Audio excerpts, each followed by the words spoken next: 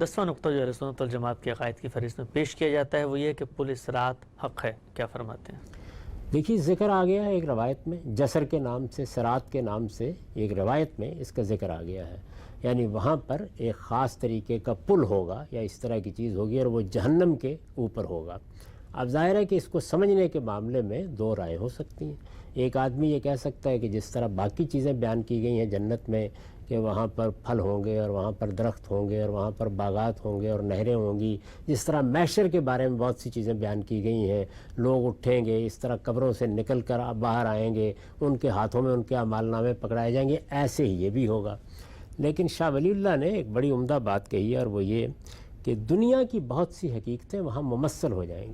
اچھا، مثال کے طور پر ایک حدیث کا حوالہ دے کے انہوں نے حجت البالغہ میں وضاحت کی ہے کہ یہ کہا گیا ہے کہ بقرہ و آل عمران یہ کس صورت میں وہاں نمودار ہو جائیں گی، یہ موت کس صورت میں نمودار ہو جائے گی۔ بہت سی حدیثوں میں یہ چیزیں آئی ہیں، تو یہ تمثیلات ہیں، یعنی دنیا کی چیزیں کیسے ہوں گی۔ تو دنیا کی زندگی کو اگر آپ دیکھیں تو وہ فی الواقع پل صراط ہی ہے، یعنی اللہ تعالیٰ نے اس دنیا میں ابتلاء کے اصول پر ہمیں بھیجا ہے، امتحان کے لیے بھیجے گئے ہیں۔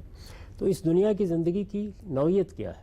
یہ حقیقت ہے کہ یہ بال سے زیادہ باریک بھی ہے اور یہ تلوار سے زیادہ تیز بھی ہے، اور یہ اصل میں جہنمی پر ڈالا ہوا پل ہے۔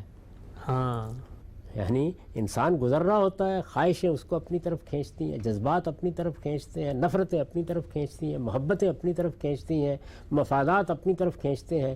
یہ سب کی سب چیزیں وہی ہیں کہ جن کو اگر آدمی اس بات کا موقع دے دے کہ اسے جہاں چاہے لے جائیں تو جہنمی میں جائے گا، فوراً قدم پھسل جائے گا۔ تو اس میں قدم قدم اس طرح رکھنا پڑتا ہے کہ ہوشیار کے راہ برسر تیغست قدم راہ۔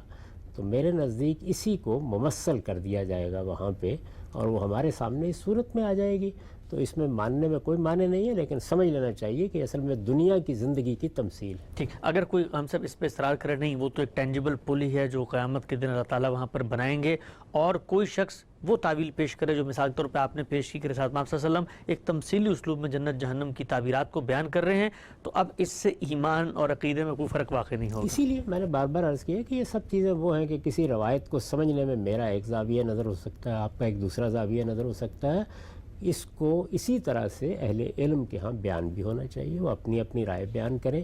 ان کی بنیاد پر کسی کی تکفیر کرنا، تذلیل کرنا، یہ چیز ہے کہ جس کو ہمیں اپنے ہاں سے اب نکال دینا چاہیے۔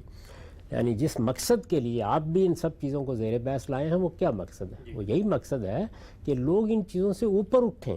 اس کا یہ مطلب نہیں ہے کہ ان چیزوں پر غور و خوض کرنا غلط ہے یا ان کو ماننا نہ ماننا اس میں کوئی خرابی ہے۔ میں قرآن مجید کی ایک آیت کی بنیاد پر، کسی حدیث کی بنیاد پر ایک چیز کو اپنے طریقے سے سمجھوں گا، آپ اپنے طریقے سے سمجھیں گے۔ اس میں یہ ہو سکتا ہے کہ ایک مدرسہ فکر میں ساری چیزیں ایک طریقے پر سمجھی جا رہی ہوں، تو اہل سنت کے ہاں بالعموم یہ چیزیں اس طریقے سے سمجھی گئی ہیں۔ اب خود اہل سنت کے اندر بھی ہو سکتا ہے کہ کوئی ایک آدمی ایک تعبیر سے اتفاق کرے یا اختلاف کرے۔ میں بتا سکتا ہوں آپ کو کہ بہت سے اہل علم ہیں جو ان چیزوں کو جب بیان کرتے ہیں تو بیان کرنے کا اسلوب ہو سکتا ہے پہلوں سے بہت مختلف ہو جائے۔